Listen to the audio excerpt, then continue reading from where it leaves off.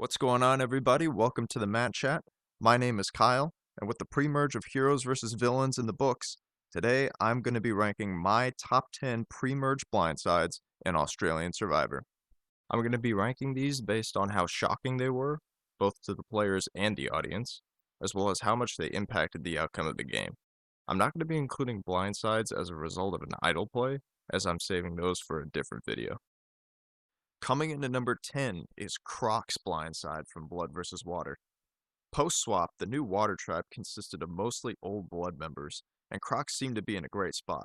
He had an idol in his pocket and was reunited with his sister-in-law Chrissy. At the final 15, Croc decided to make a move against Jesse, his biggest competition on the tribe. He tried to pull in Ben, but Ben ran this information back to Jesse. A new plan was formed, in which Jesse, Sam, Ben, and Michelle came together to blindside Croc, separating him from Chrissy and sending the idol home with him. This vote is particularly significant because I think this is where Jesse's downfall really begins, as he signifies himself as a power player and loses Chrissy's trust for the rest of the game. Staying with Blood vs. Water, at number 9, I have Sandra's blindside on Jay. I'm not a huge fan of Blood vs. Water overall, but it does have some pretty exciting pre-merge votes. Sandra obviously had a big target coming into the season, and in episode 6, Amy saw this as the time to take her out. Amy had found an idol, and tried to get the votes to get Sandra out. The problem was that Michelle saw Amy find the idol, and she told Sandra about it. This led Sandra to concoct a 4-3 vote split, with 4 votes on Jay, a guy who had been completely invisible all season. Sandra had just pulled off another big blindside the vote prior, and the fact that she was able to pull in the people she had just blindsided and make them trust her was amazing to watch. Not only that, she managed to flush Amy's idol in the process and still get out her intended target. She is a 2-time winner for a reason. Coming in at number 8 is Jackie's blindside from Champions vs. Contenders 1. At the swap, Shawnee and Tegan were down 6-2 on the new Champions tribe, and it looked pretty obvious that one of them was going home. However, Jackie was far too obvious about wanting to flip, as her and Brian were on the bottom of the old Champions. Tegan added fuel to the fire by telling Matt Rogers that Jackie wanted to throw a challenge to get him out, and that sent him on the warpath. Shane was close to Brian and Jackie, but Matt managed to flip her against them, and Jackie was blindsided in a 4-2-1-1 vote. Next up, we have a player who was in an even bigger swap majority and still managed to get voted out. At number 7, I have Sam Shores from Champions vs. Contenders 2. Luke and David were in a 7-2 minority on the new Champions tribe, and it seemed like playing their idols was the only path forward.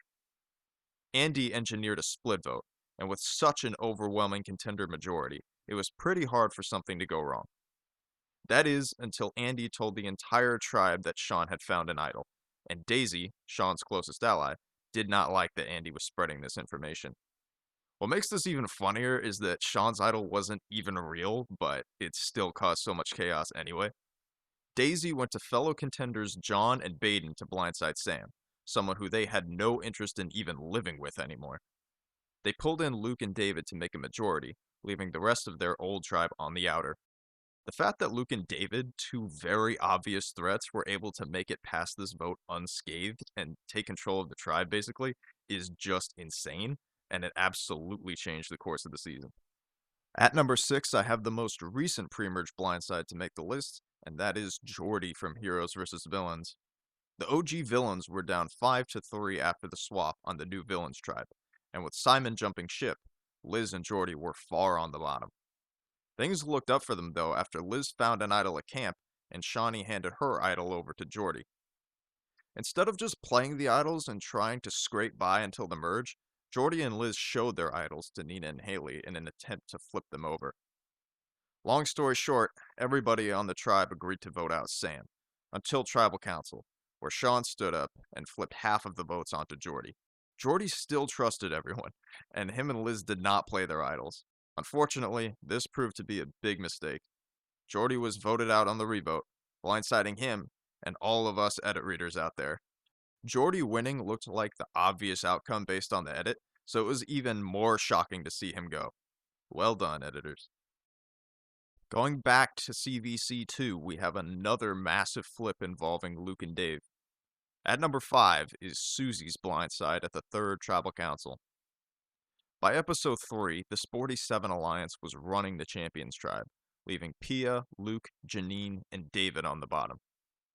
They found the crack in the Majority Alliance, that being Abby and Ross, and together, they worked hard to flip them. The vote came down between Janine and Susie. At Tribal, both Abby and Ross flipped their votes, sending Susie home 6-5. Considering how far each of these players went, with Pia in particular going on to win the season, this vote absolutely changed the course of the season and shifted the power very early on. At number 4, I have AK's blindside on Amy from Season 2. For the first 4 episodes, AK was far on the bottom of the Majority Alliance, and by episode 5, they decided to cut him loose. However, AK had been planning an insurrection for a while. He wanted to keep Lockie around for challenge strength, but still wanted to take out a member of the Majority, making Amy the target. AK took his core of Ziggy and Jared and pulled in Tessa, the tribe pariah. Together, they worked to pull in Peter to make a majority. At Tribal, Amy was blindsided in a 5-4 vote, and the reactions alone earned it a spot this high on the list for me. At number 3, we have the 3rd player on this list to go home with an idol in their pocket, but not just one idol this time, but 2 idols. I'm of course talking about Simon's blindside from Brains vs. Brawn. This vote came out of nowhere, as Simon seemed to be in a great spot on the SWAT Brawn tribe. However, his closest ally Danny decided to turn on him once he told her about his idols. She gathered the whole tribe together and split the vote on Flick in case he played an idol. However, Haley put 3 votes on Danny instead and made her the backup target. What made this vote even crazier was that George and Kara from the other tribes showed up to Tribal and got to vote. In the end, Simon got the majority of the votes and was sent home with the 2 idols just before the merge hit. Speaking of Simon and George, at number 2, I have George's strategic masterclass when Frasier went home in Heroes vs. Villains. Going into Tribal, the plan was to blindside Simon, again, thinking he had an idol. Jordy had betrayed Simon and gave this information to the Spice Girls. However, a surprise immunity challenge at Tribal kept Simon safe and forced everyone to switch their plan to Stevie. George then came up with an absurd plan to turn everyone against each other and vote out the most inconsequential person on the board. After the votes were cast, George exposed everyone, revealing that Jordy had flipped against Simon and that Simon was not willing to play an idol on Stevie. In the end, Simon turned against Jordy, Stevie turned against Simon, and Frasier was successfully blindsided in a 3-2 vote. The last 2 votes have involved George, so why not make it 3 in a row? At number 1, my favorite Premerge blindside, I have Joey from Brains vs. Brawn. Joey had been running the Majority Alliance on the Brains tribe, successfully blindsiding Mitch and separating George and Kara. In episode 7, the Brains lost again, and George was clearly the target this time. However, Haley decided to take control of the tribe and get out the person on top. She pulled in George and Baden, who were clearly on the bottom, as well as Way and Rachel to make a majority. This vote completely changed the direction of the game, because if it didn't happen, we would get a completely different final 2, as this was the start of Haley and George's takeover of the game.